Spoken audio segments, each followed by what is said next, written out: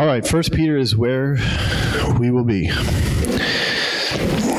Peter, if you got a Bible, you want to open it, if you got it on your phone. If you really love the translation of the person you're sitting next to, just kind of lean in. Lean in and read theirs.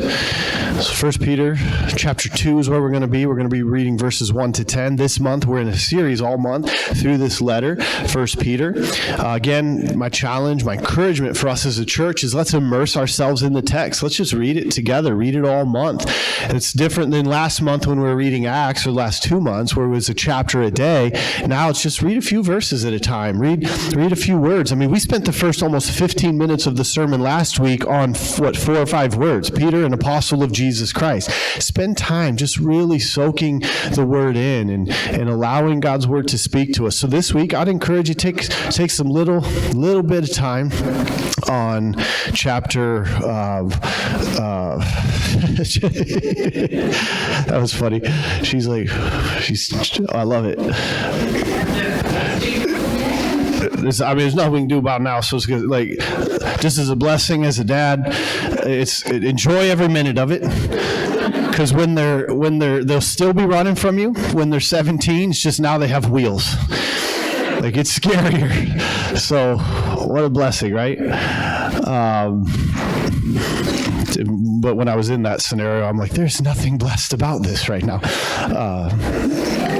So immerse yourselves in the text. First chapter 2 this week, just spend some time in the first few days, and then towards the end of the week, transition into 3. If you have a study Bible or little footnotes, let it kind of help us to bounce in some different places and words and phrases. And maybe there's a word you're reading here today. We'll talk about stones or living stones. Like, I wonder where that occurs elsewhere in the Bible. And have a old school concordance kind of thing, or do BibleGateway.com. I like BibleHub.com. There's a place where you can put in a keyword and hit search, and it'll come up with every reference of where that word is used in the Bible. It's really a neat way to study as well. Just highlighting in little words what hits you. Another thing that came out in Bible study Thursday morning this week was we read chapter 1 from the Message translation, which is a different way to kind of hear it. So reading it in a different translation, maybe you've been using just one or used to, grab a different translation. Again, if you don't have access to it, Bible Gateway, Bible Hub, you can just click on a link and you'll put any translation you want,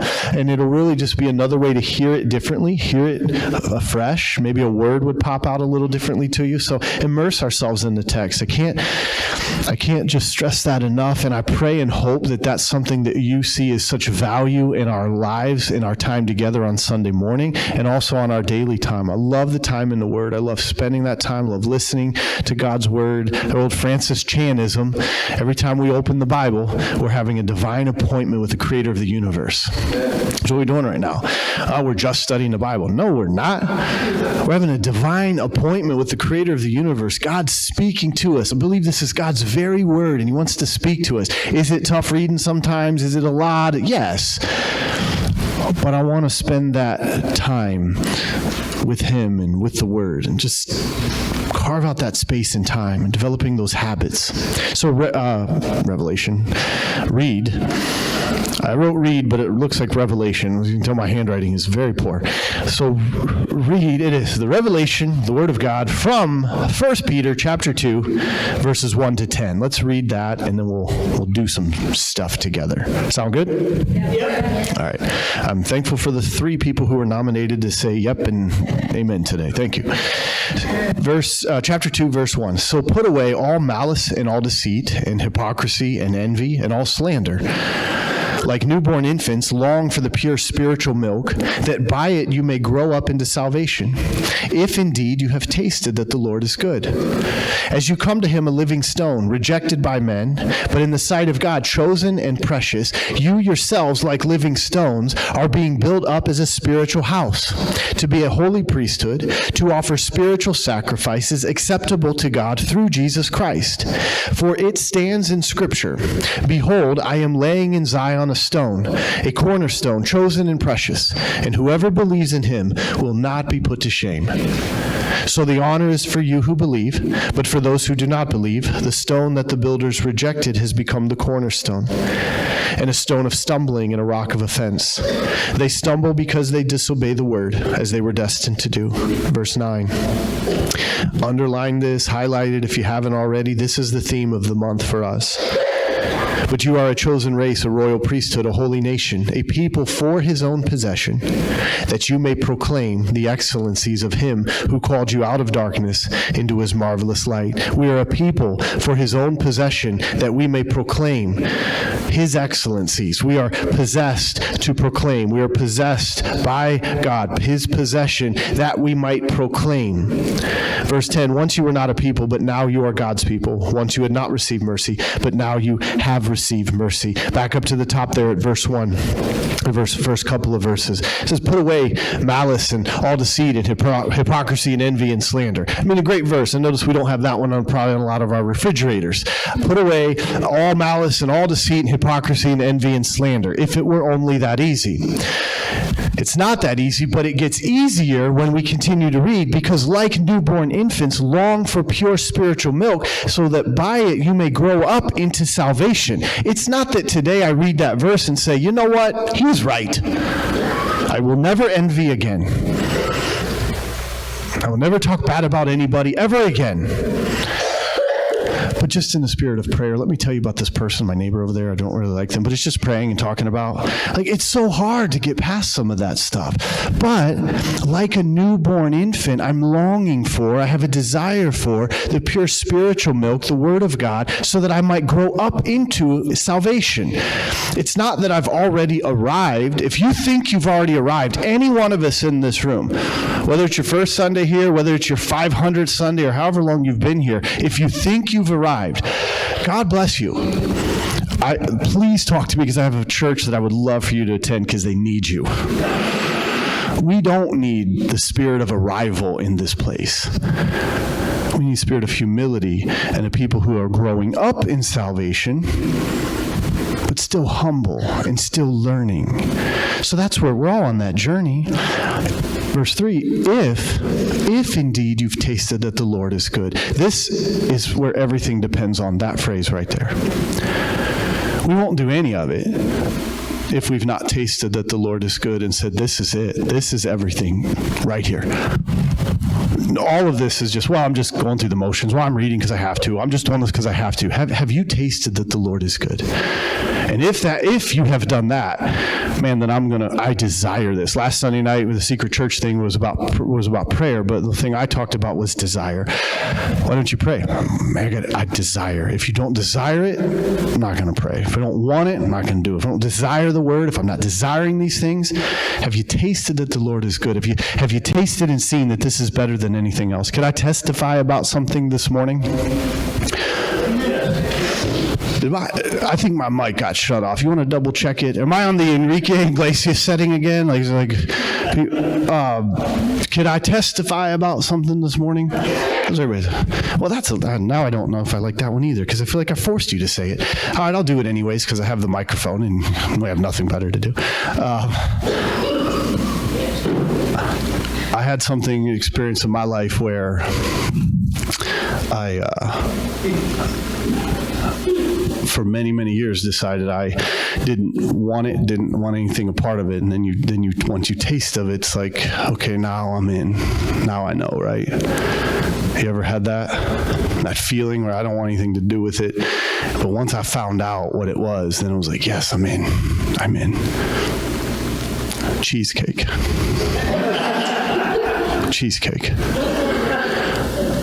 It doesn't matter. Does it even matter what flavor? I spent the majority of my life never tasting of its deliciousness. Amen. Because how dare you put those two words in the same sentence, or the same word, I guess.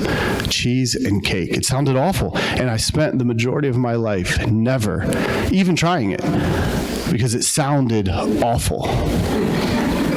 Cheese, yes. Cake, definitely yes. Cheesecake, definitely no. And then one day it happened. The heavens parted. I came to the altar, and I tasted and I saw that the Lord was good.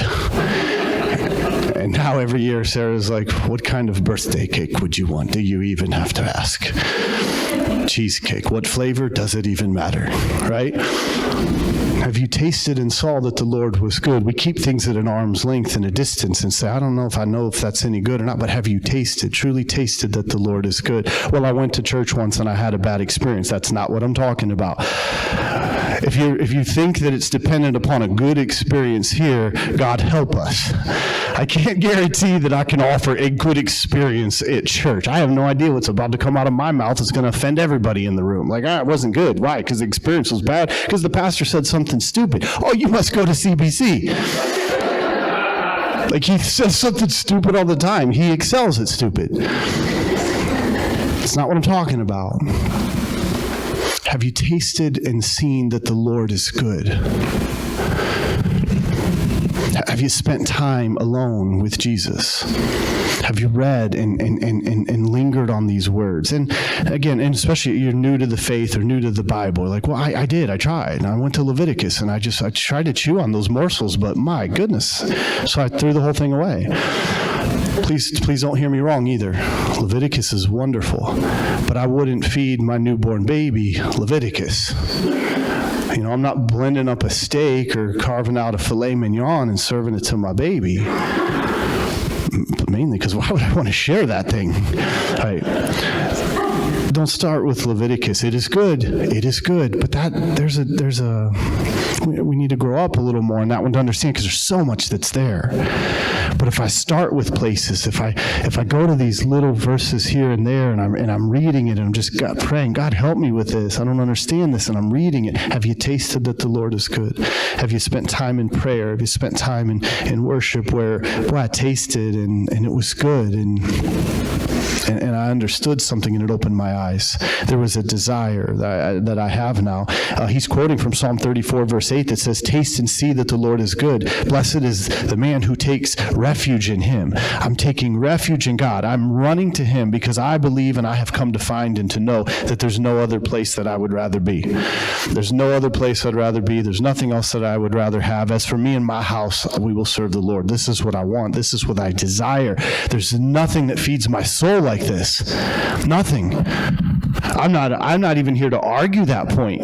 You want to argue about all the other things you could do and all the other things you could do with your time and all the other things where you go to and the wells that we drink from? Fine. But as for me and my house, there's nothing like this.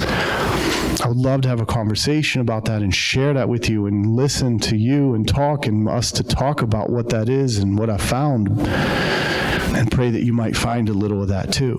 And what we begin to find even deeper than that is not just a kind of that initial taste, but then, now what becomes a rock solid foundation of my life. He says, you've come, verse 4, as you come to him, Jesus, a living stone, rejected by men, but in the sight of God, chosen and precious. When we come to find out that Jesus Christ is this living stone, he's the bedrock foundation of my life.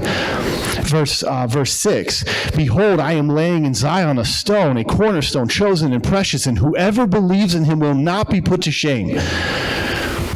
He's the foundation of my life. Jesus Christ, the foundation of everything. Paul says in 1 Corinthians chapter 3, verse 11, that I've laid a foundation, and the foundation is Jesus Christ, and upon that foundation we're building all sorts of things with wood, hay, straw, and stubble, and precious stones and gems. The good things we're doing, the bad things we're doing, our life as we're just experiencing and walking through life, but the foundation is Jesus Christ. So ask the question, or got to ask, is the foundation of our lives Jesus Christ?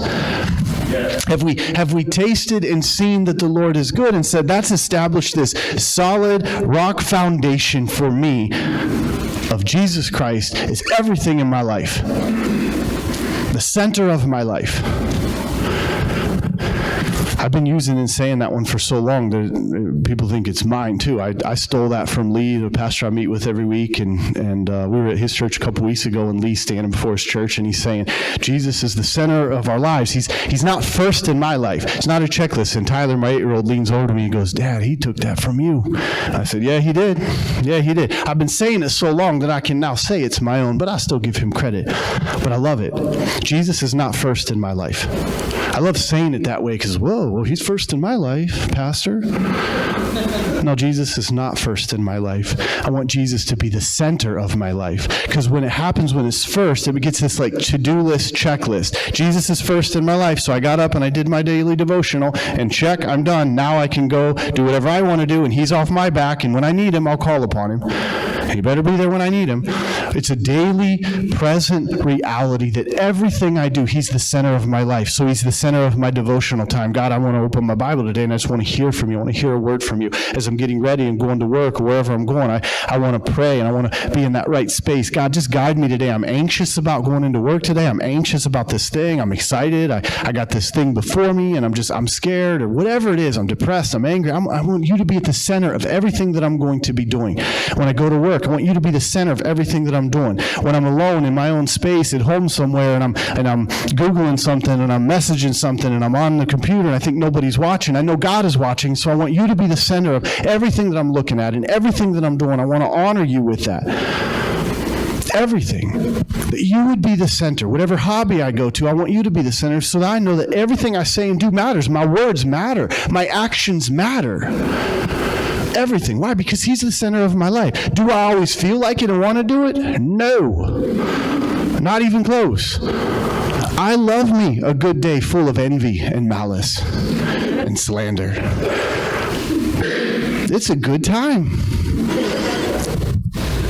But he's the center of my life, and I've come to believe that his words are true, and I've tasted and seen that the Lord is good, and he's the bedrock foundation of my life. And so my Father in heaven must have a better way and a better plan for me, and I've actually come to realize that when I live a day full of envy and slander and malice, that I'm actually a worse person.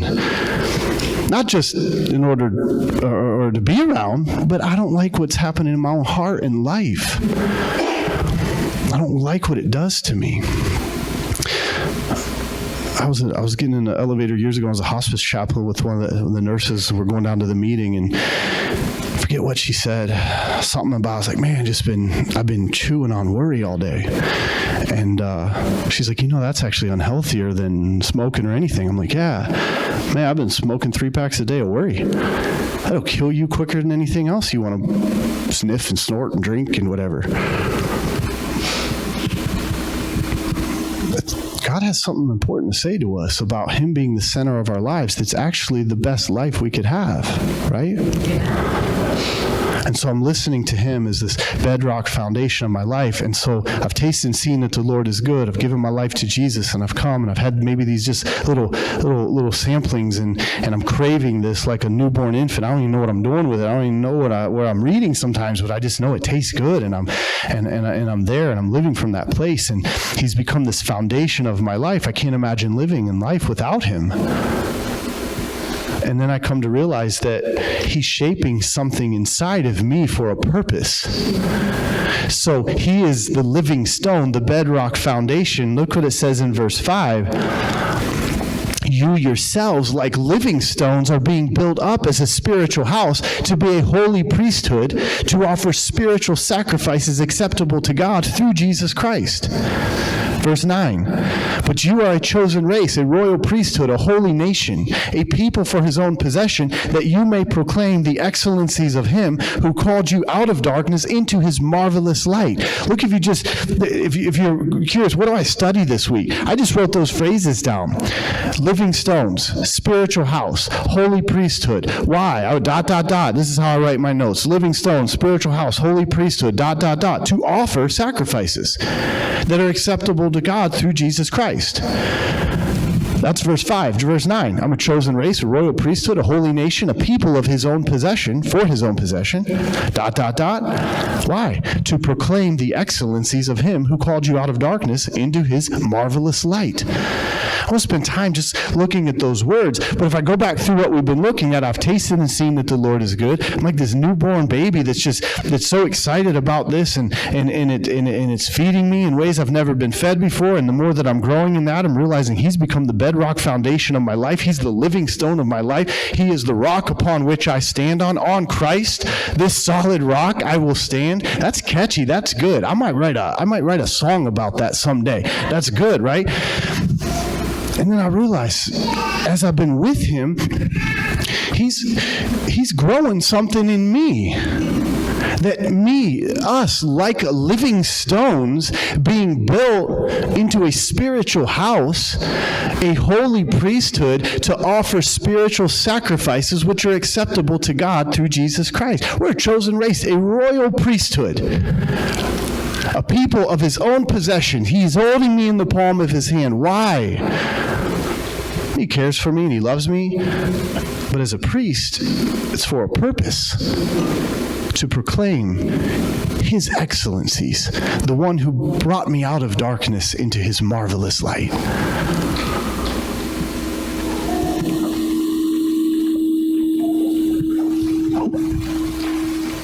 What's a priest?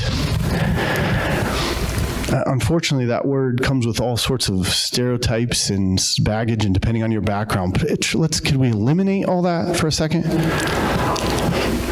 Like, what's a priest? What we talk priest? Huh? Someone who shares the gospel. Teacher.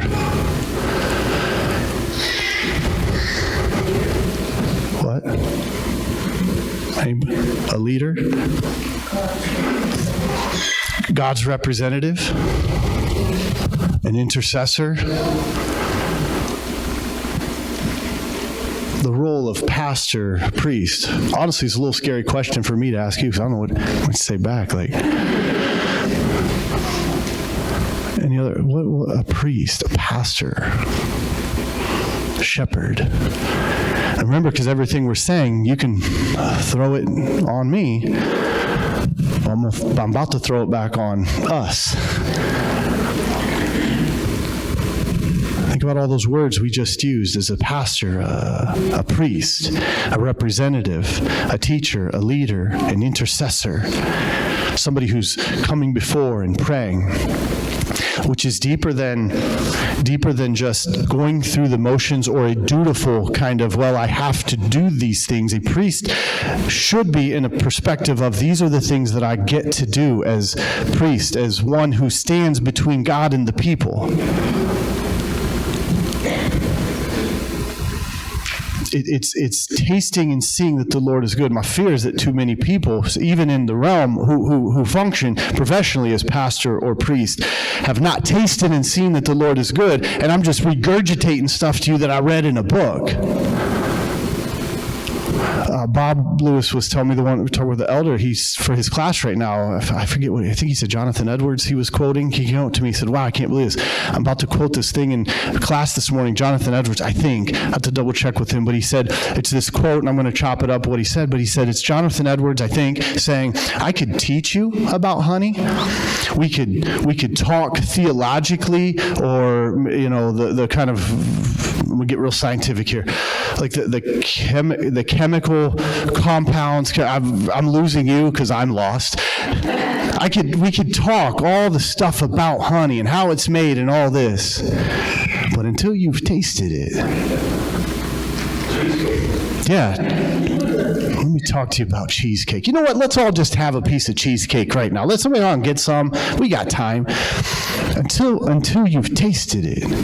So as a pastor, it's the old T.D. Jakes line I've been quoting for 20 years that said, as a pastor, don't you dare, and I'm quoting a little different off now, but don't you dare go to this book looking for something to preach. Go to this book looking for something to eat. And if it tastes good to me, then I'll serve it to you. So I find great comfort in that when you come to me, if someone would say, I didn't get nothing out of that, I don't know what you were saying. That's okay. It wasn't for you anyways. That was just between me and God. And if you want to listen in, maybe you'll get something. Taste and see that the Lord is good. It's not a duty. It's not just an obligation. And too often, as Christians and as believers and as pastors or as priests, we can become very dutiful. Well, I have to do this, and this is what I do. Many years ago, and I love this because it just shaped my life in a lot of different ways, but it also is funny.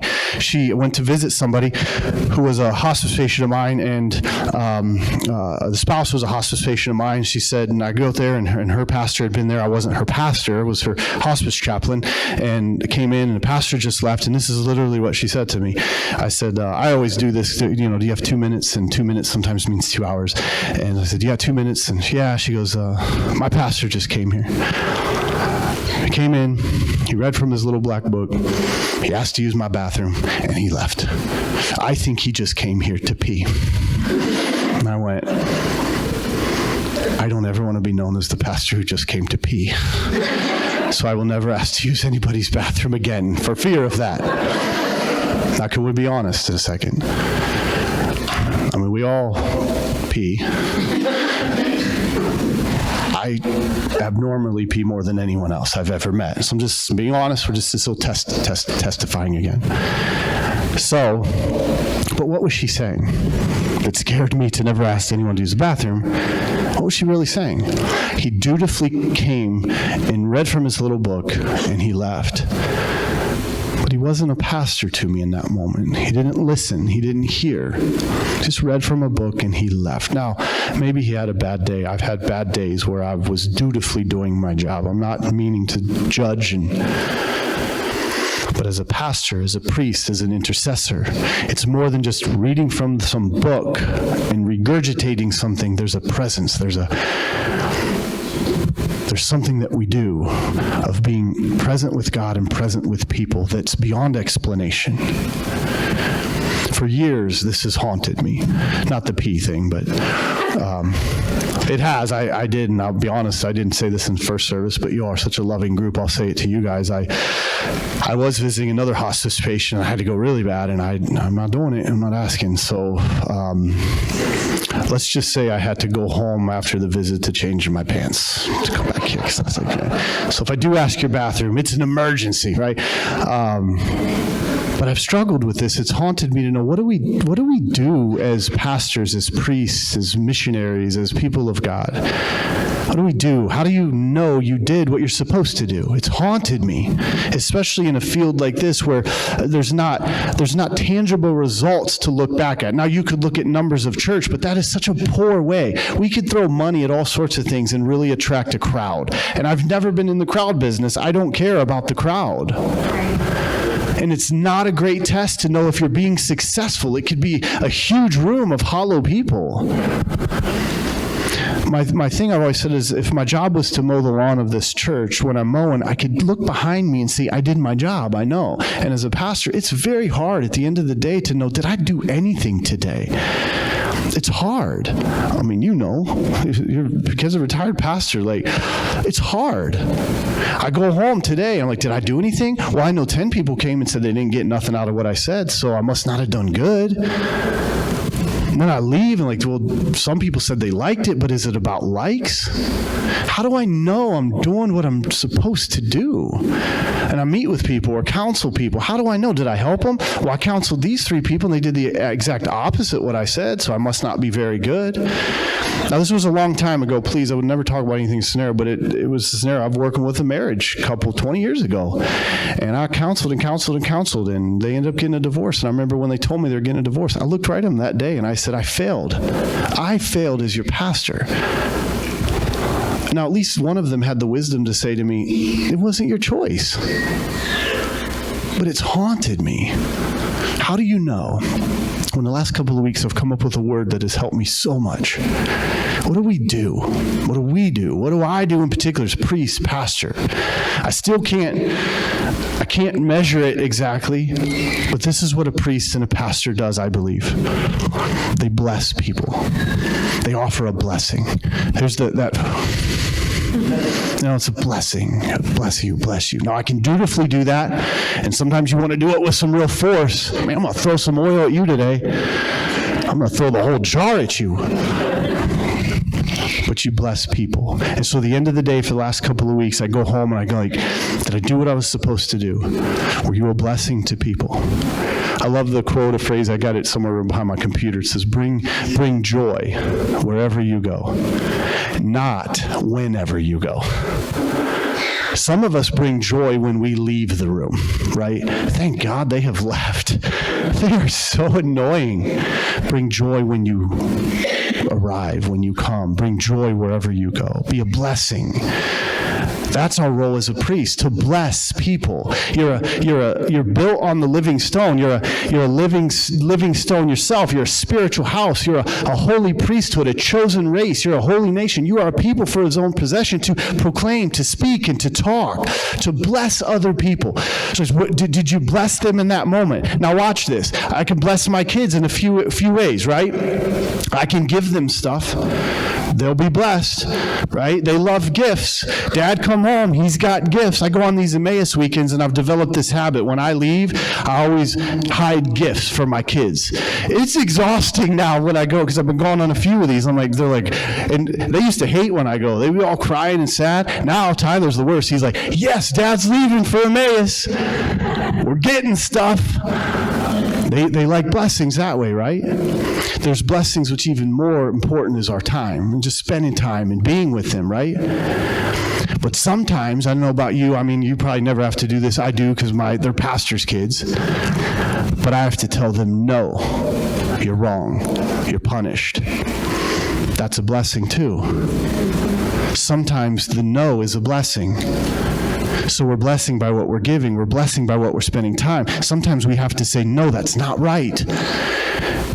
You can choose to do what you want with that, but that's still a blessing. It's guiding, it's instructing, it's correcting, it's equipping. So that's what a priest does. Some of you have caught me in it. You know I like this. I've talked about it before in the past, but of course I love wearing all black. I love the priestly getup. It stinks that it comes with all sorts of baggage. I love the little white collar. I love wearing it. I love going out. I don't do it very often when you all will see me, because you all don't know what to do with it. You lose your minds. But there's something that happens when you put a uniform on, and when you put on a uniform that is so distinct that when you walk in the room, everybody knows. You can't hide you're a Christian anymore.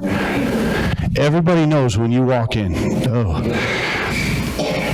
the priest is here. A father's here. I love that. Father, how are you? Father, how are you doing? Bless you, my son. Bless you, my child. I love it. It's fantastic. Throwing blessings out everywhere.